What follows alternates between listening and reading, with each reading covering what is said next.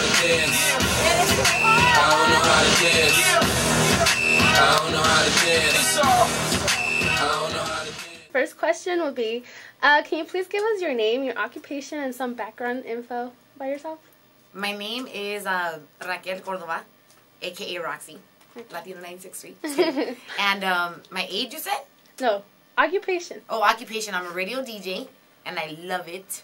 And a little background about myself. I'm 100% Salvadoreña from El Salvador. I was born here in Artesia, but raised in Riverside, IE.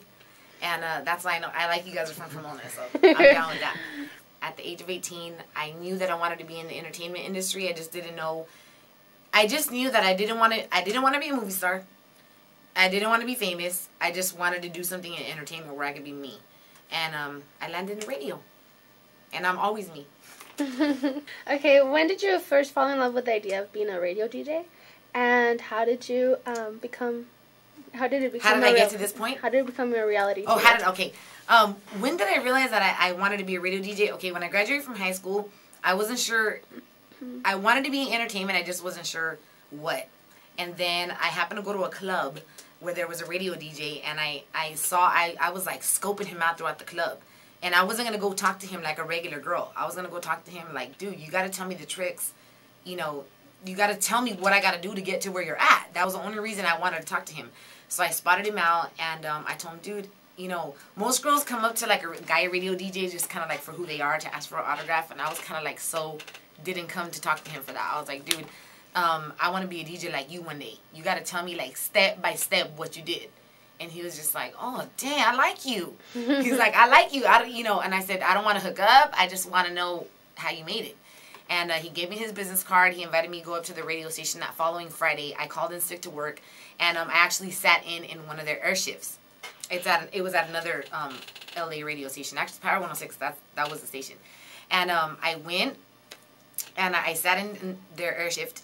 And from that point, I was just like mesmerized. I was like, dude, I got to do radio. I can't believe these people get paid to like talk on the radio and have fun and sound like it's always a party. I could do that, you know? I could do that. I got my first on-air gig in Palm Springs at U92.7. And I was 19, and I had to leave my family to go over there. And I did, because this is how bad I wanted radio. So I went over there. I was out there for a year. Came back to LA. Came to work for this company, Spanish Broadcasting Systems. I was working for La Raza, Mexican regional station, doing promotions here. And then from here, I got the opportunity to be an on-air talent in Chicago. So once again, I got all my stuff, left family, left loved ones, took off to Chicago for a year. I was 22 when I took off over there. And imagine, girl, growing up in Southern California, like 90-degree weather, going to Chicago, you know, getting off the airplane, and you freaking get like not whiplash, ice lash, man. It was freezing. It was freezing. I had to wear like 5 jackets. I mean, it was just so hard because I depended on my car, and over there it was train.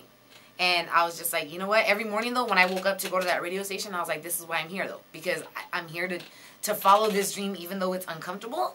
And I'm growing, and then it was with the same station. It was with the same company. I'm sorry, the station over there was La Ley, and then from there I got the opportunity to come to Latino 96.3. It was the same station, SBS, and then I came over here, and now I'm Raq-C from Latino 96.3. Right. Damn, that's a long journey.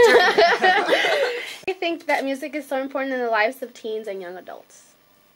Why is music so important? Yes. Girl, music, like love, is a universal language. And music has, I mean, especially like the reggaeton and like the R&B and hip-hop has like, every music has a different message. But I think like I'm more gravitated to like love, you know, love songs. You know what? I think music to me is more like with my mood. If I'm pissed, I'm going to listen to some rock. If I'm, like, feeling lovey-dovey, I'm going to throw in some Key Sweat. If I want to, you know, feel hyped to go to the club, I'm going to throw in some reggaeton. If I want to get crunk, like, feel like I'm in the South, I throw in some hip-hop. So I figured, to me, it's like, if that's what music does to me, that's what music does to you. And that's what music does to her and to him and to him. And so, what was the question again? Why is it so important for teens and young adults? Why is it so important? Because they can relate. Like, being a teenager, growing up, it's like, you know, you meet a guy, you like him. Just like on my show, for the Latino Love Hour that I have from 11 to midnight. It's like, you get a lot of young girls calling, like, hey, I want to tell, even if they don't know what love is, but who are we to say they don't know what love is? Maybe they are in love at 17 or 16, you know what I mean? Or maybe it's that puppy love that, man, you got to take advantage of that puppy love. Because once it's real love, it sucks. Just kidding. Just kidding. Okay, I'm making myself crack up here. In your opinion, what is the mission of a radio station as it relates to community involvement? What is our role? What is Latino's role in the community? How it relates to the community. Well, I think Latino relates to the community. I think Latino came to be... I think Latino came out of, like, nowhere. Kind of like, bah! Nobody expected Latino to ever come about. And to me, like, being a Latina is something I'm very proud of, you know? And if I were to die and be born again, I would want to be a Latina again. I think we have a beautiful culture, a lot of beautiful traditions. And I think Latino 96.3, a lot of people love and gravitate to this station because it represents a culture. It represents a lifestyle. You know what I mean? It's not just, it's because we're bilingual. Because, like, when I'm on the air, I can say something like, I don't know if your parents ever told you, like, dime con quien andas, te diré quién eres. Like, they're called dichos, sayings in Spanish. And sometimes I can say stuff like that on the air and the audience will relate, like, oh, God, Raq-C. You know, that's how I think we've affected the community, where we've brought Latinos to light. You know, we brought them to light, and we're bringing it, like, proud to be Latino. Like Latino 96.3 says, we're proud to be Latino. It's something to be proud of. On a personal level, how important is it for you to be a positive Latina role model? Whoa, it's really important for me to be a positive Latina role model because, like, to me, I believe a lot, like, in my family, I was raised to believe a lot in God. And I think I was from the moment that I was born and I started growing up little by little, I was always kind of, like, really focused on what I wanted. And I didn't let boys distract me. I was kind of just like, you know, I know what I want and I'm going to reach it, and no matter what, I'm going to get to that point. I think that by me just being me, I'm being a positive role model to Latinas, because there's so many nights that I get emails from young girls like 14, 15, 16, even older ladies that are just like, dude, we love listening to you, you know, or girls that'll hit me up, you know, for advice. Like, what do you think? Should I do this with my boyfriend? Should I, you know, just a lot of personal emails of girls asking me a lot of questions, and they trust and confide in me so much, and they respect my opinion that to me, that makes me feel good. Like, I am making a difference, you know?